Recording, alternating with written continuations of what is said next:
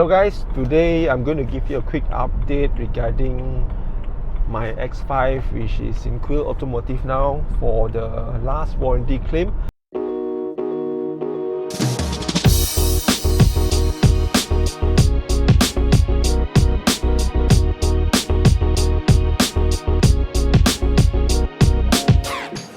So regarding my X5, he's been sitting in Quill Automotive for the last 3 weeks, approximately 3 weeks.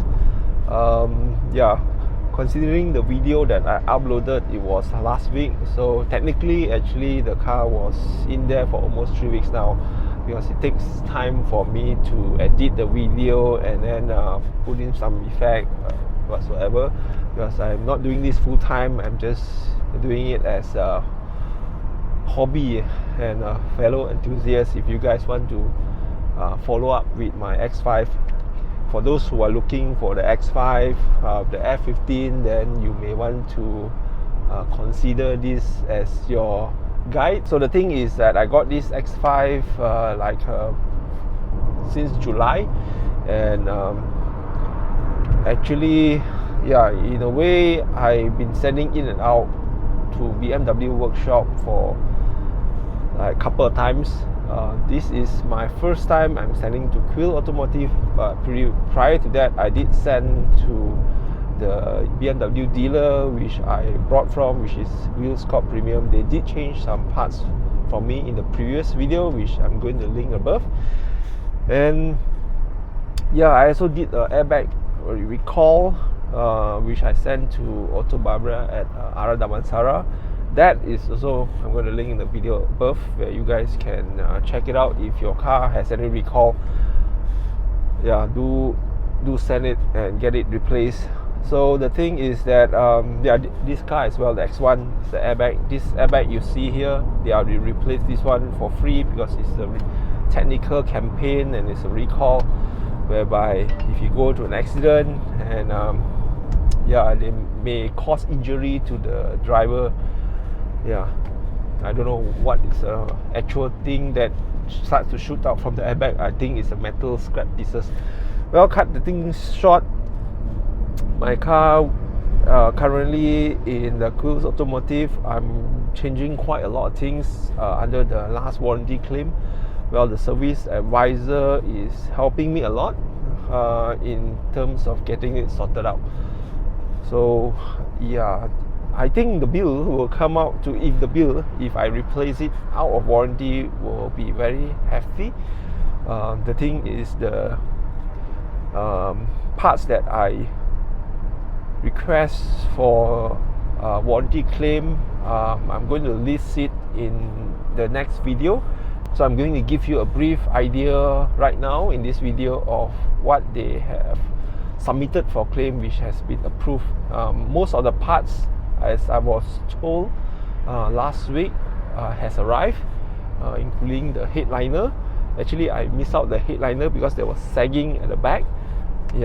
And one of my YouTube subscriber did pointed out to me in a video that I have a sagging headliner, which I completely missed out. I don't know why. Probably because the entire car is black.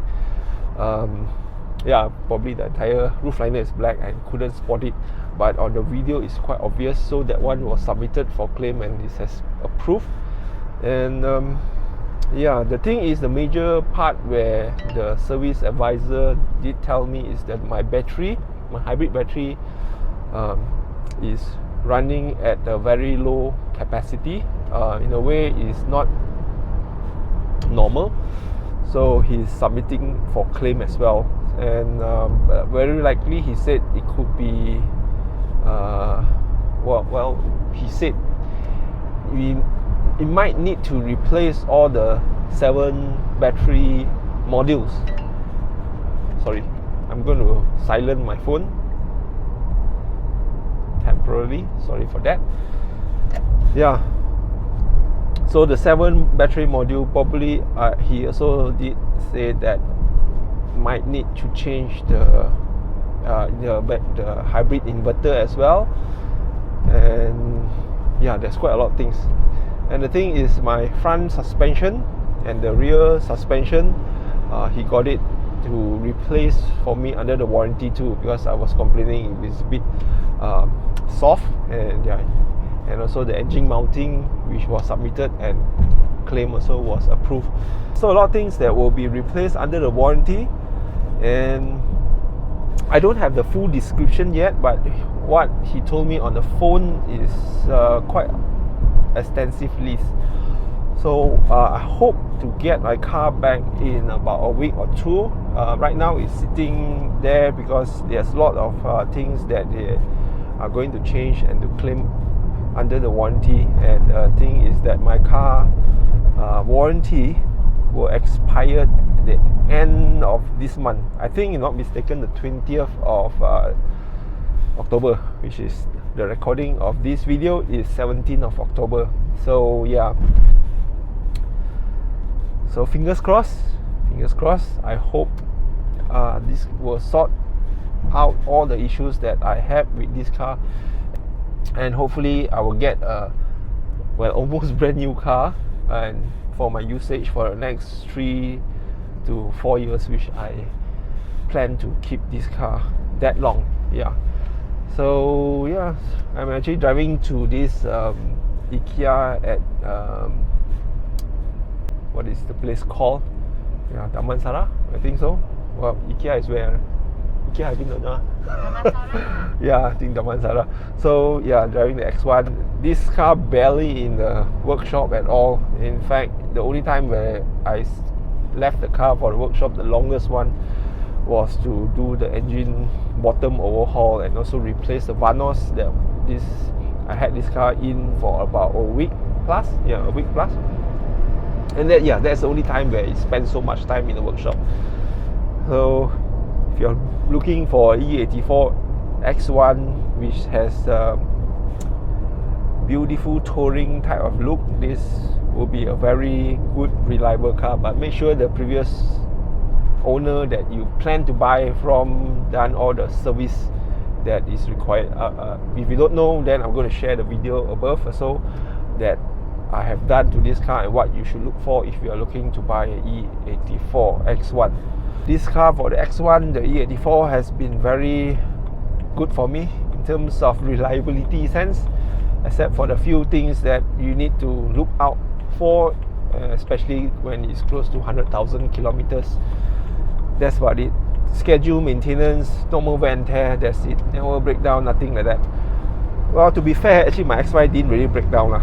So the only thing that because it's under warranty, I just want to get it sorted out so I have a peace in mind for the next 4 or 5 years. I don't have to worry about any things going bad in a way.